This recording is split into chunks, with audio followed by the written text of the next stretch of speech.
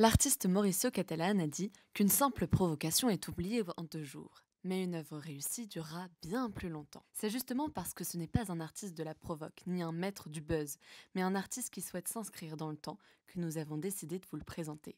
L'artiste que nous accueillons aujourd'hui s'intéresse à l'ambiguïté entre la beauté et l'illégalité. Pierre-Amir Sasson est un jeune artiste issu d'une famille de tailleurs de pierre. Dès l'âge de 17 ans, alors qu'il était apprenti dans les montagnes des Alpes, il décide de partir à Paris. Il travaille sur le chantier de la Tour Saint-Jacques à Paris. Il rénove avec une équipe dont il est le plus jeune pendant 2 ans, ce chantier qui n'avait pas été rénové depuis plusieurs siècles. Mais le jeune sculpteur graffe aussi sous le blaze de Roti depuis son adolescence. Il utilise les outils traditionnels du graffiti pour réaliser des fresques oniriques. Ce jeune artiste plasticien, trentaine florissante, a aussi installé une sculpture de 5 tonnes en marbre à Kiev lors de la révolution ukrainienne. Représentant une jeune femme qui sort la tête de l'eau, cette sculpture baptisée Nouvelle-Ukraine est l'allégorie de la lutte de jeunesse ukrainienne, tel un graffeur qui a posé son œuvre de manière vandale en observant les réactions du public. Son expérience en Ukraine a mis au monde une nouvelle pièce maîtresse, la sculpture présentée en marbre représentant le mythe d'Orphée. Mais si l'artiste sculpte et tatoue les murs de la ville, c'est aussi sur la peau humaine qu'il trouve son inspiration. Cela fait plusieurs années que Roti dessine son univers sur la peau des gens ad vitam aeternam. Il est le bienvenu aujourd'hui dans l'émission de la Saint-Glinglin. La Saint-Glinglin n'existe même pas au sens strict. Enfin, si, mais c'est un peu compliqué, vous allez voir.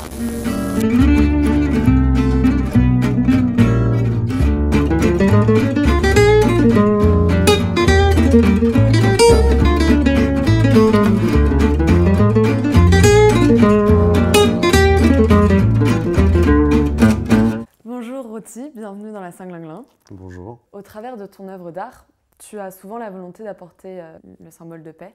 Est-ce que tu as envie d'apporter une harmonie au sein de toutes tes œuvres d'art et d'y apporter justement ce symbole? Oui, bien sûr. L'harmonie, en fait, elle suit la représentation de la paix parce qu'elle elle crée une suite logique dans la construction de la paix. Et puis, ce qui est intéressant, c'est que la paix, c'est un état d'être, un état d'âme. Et ce qui est plus intéressant à découvrir et à construire, c'est une paix sociale, en fait. Comment arriver à la construire? C'est vraiment quelque chose de comment arriver à pacifier une société par la culture, par la matière, par le travail dit artistique. Voilà. Et donc ça, tu le fais au sein du travail de la pierre, mais aussi... La pierre, en fait, c'est un médium qui est ultime dans la construction de la paix sociale. Par exemple, sur le chantier de la Tour Saint-Jacques, sur lequel tu as travaillé dès l'âge de 17 ans, ça? Ouais, c'est ça, je suis rentré apprenti à 17 piges, ouais. Et comment est-ce qu'on peut y voir un symbole de paix sociale autour de cette tour? Le style développé sur cette tour, qui est en fait la lecture des styles architecturaux, notamment de la période gothique, est très intéressante et pas forcément si complexe que ça. Parce qu'en fait, le style, et j'ai envie de dire comme le graffiti, au sein du milieu gothique, a évolué en fonction des challenges corporatifs et s'est développé comme ça. Voilà. Donc, au sein du gothique, dans la période moyenâgeuse, il y a 4 voire 5 périodes d'une certaine subtilité. Et la Tour Saint-Jacques, c'est un véritable petit bijou parce qu'on arrive à la fin d'une période ultime du gothique qui est celle du gothique flamboyant. Et on arrive aux prémices de la Renaissance. Et on est dans un épicentre de la capitale. Donc je pense que oui, si tu arrives comme petit ouvrier à l'époque et que tu vas travailler 10 ans sur le même bâtiment et que tu commences à tailler, comme je l'ai dit tout à l'heure, un simple cube et que tu en arrives à une ornementation extrêmement chiadée, comme celle qu'il y a sur la tour, chaque journée se termine avec un éveil constant et tu rentres chez toi comblé. En tout cas, pour l'avoir vécu en tant qu'apprenti, j'allais au taf à 7 du mat avec la banane. J'ai atteint des paliers d'osmose que j'ai difficilement égalé par la suite, quoi. Et c'est long de tout le cheminement entre l'apprenti que tu étais et le vrai tailleur de pierre que tu peux être en tant qu'adulte? Il n'y a pas forcément de chemin à suivre. Voilà. Moi, pour avoir une enfance dans un berceau de pierreux, pour avoir grandi autour de la pierre dès ma naissance, en très peu de temps, en fait, j'ai réussi à évoluer très vite. D'accord ? Mais Mais ça a demandé en fait un investissement de ma propre personne extrêmement intensif, quoi. Mais après, si quelqu'un vient d'un milieu complètement opposé et rentre dans une progression et qu'il a envie d'arriver au même équivalent, c'est tout à fait possible. Et pour une personne de notre génération, en 2018, est-ce que c'est un métier, du moins, qui n'est pas poussiéreux? On ne peut pas dire que c'est un métier poussiéreux qui est en déperdition parce qu'on en a besoin. On en a besoin, c'est Voilà, ça. Quand on a un patrimoine tel que la entretenir. France, par exemple, où il y a énormément d'églises, énormément de bâtiments, de monuments, etc., on a besoin de cette main-d'œuvre. On a besoin de la restauration. Oui, on a besoin d'avoir des gens qui savent faire. Bien sûr. Là, on vit une déstructuration dans le sens où, en fait, la logique du savoir-faire, cette fameuse paix intérieure et paix sociale, elle est complètement chamboulée. Parce que ça va trop vite. Mais en allant trop vite, on perd du temps. Sur une période de 10 ans, 15 ans, 20 ans, on perd, ou même d'une génération complète, on perd un temps extrêmement précieux. Parce que, genre, envoyer un môme qui a 1 an de formation, restaurer un monument historique, ça peut vite tourner à la catastrophe. Pas par rapport au métier. Je veux dire, le caillou, s'il est mal taillé, qu'il est posé, qu'il est validé, il est là. Il a sa place dans l'histoire. Par contre, en termes de danger accidentel, c'est catastrophique, c'est irresponsable. Voilà. Et pourquoi tu penses qu'il y a une accélération comme ça Parce qu'on a vécu l'arrivée de la numérisation, l'arrivée d'Internet. Et ça se remarque sur la pierre? Complètement, parce qu'on n'a pas besoin d'envoyer un mail pour tailler un caillou. C'est même l'opposé. C'est-à-dire que, je veux dire, avoir un smartphone et converser au quotidien, constituer un réseau, tu vois, en ayant ton téléphone dans les mains, ça ne te permet pas d'être tranquille, en silence, pendant 8 heures d'affilée, et de tailler ton caillou tranquillement, quoi. Et aujourd'hui, toi, ce que tu aimerais, c'est continuer à restaurer des chantiers, etc., plus être dans le monument, dans le bâtiment, de temps en temps, ou vraiment avoir ton atelier à toi et faire ta sculpture, ou bien les deux? Je ne pense pas que j'ai ma place encore dans la restauration. Pas encore? Je peux éventuellement l'avoir, d'accord, mais si on fait appel. Mais je ne pense pas qu'on ait besoin de moi dans l'immédiat, quoi. S'il y a, je suis là. Voilà. Non, après, moi, ce qui me ferait vraiment plaisir, ça serait de contrecarrer ce système numérique. Et donc, tu le ferais comment?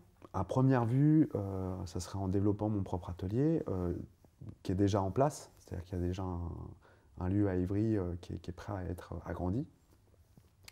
Donc essentiellement pour la sculpture de pierre? Seulement la sculpture, ouais. Voilà, sculpture marbrière. Marbrière. Parce que le marbre, dans l'échelle de la pierre, dans la hiérarchie des différents types de pierres, a une place très précise. Et c'est quoi sa place? Le marbre permet en fait de travailler dans un temps qui est éternisant. Voilà, c'est-à-dire que quoi que tu fasses dans du marbre, ça reste post-mortem. Et si tu le laisses pourrir dans un jardin, tu as juste à mettre un coup de Karcher, c'est pareil. Voilà. Donc, il va laisser une trace de ton savoir-faire qui est dans une temporalité complètement relative. Okay, et ensuite, il va laisser une trace de ta génération. Parce que le sujet qui est dans le marbre fait partie d'un livre ouvert, en fait. Fait partie d'une histoire. Voilà. Et souvent, on dit, pour sceller quelque chose de culturel et beau, il faut écrire un bouquin. Sauf que le bouquin, il est là pour synthétiser, en fait, une performance. Mais si tu veux synthétiser un bouquin, tu peux en faire une sculpture. Voilà. Et l'impact, elle sera d'autant plus intéressante.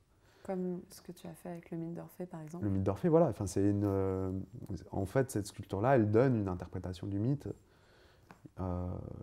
qui m'est complètement personnelle.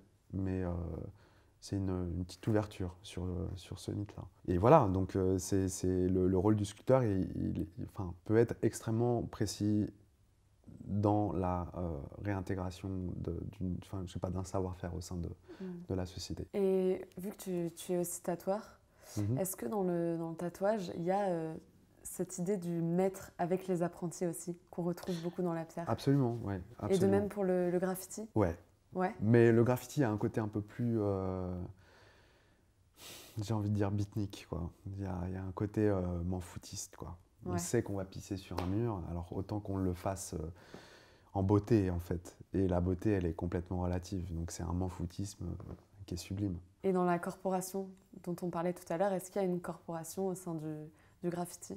Clairement, clairement. Mais c'est une corporation de l'alter-propagande, en fait. C'est pas une... Enfin, il y a une maîtrise, d'accord, mais de mon point de vue, enfin en tout cas pour une ville comme Paris, ok, le mec qui va en terrain et qui va faire une pièce de ouf, il va pas retenir l'attention. Par contre, la personne vraiment qui va réussir à toucher un chakra de Paris et qui va rentrer dans la tête autant du pélo d'extrême droite que du mec de la peinture, et qui va lobotomiser la personne lambda avec un simple Goethe fait en 3 secondes,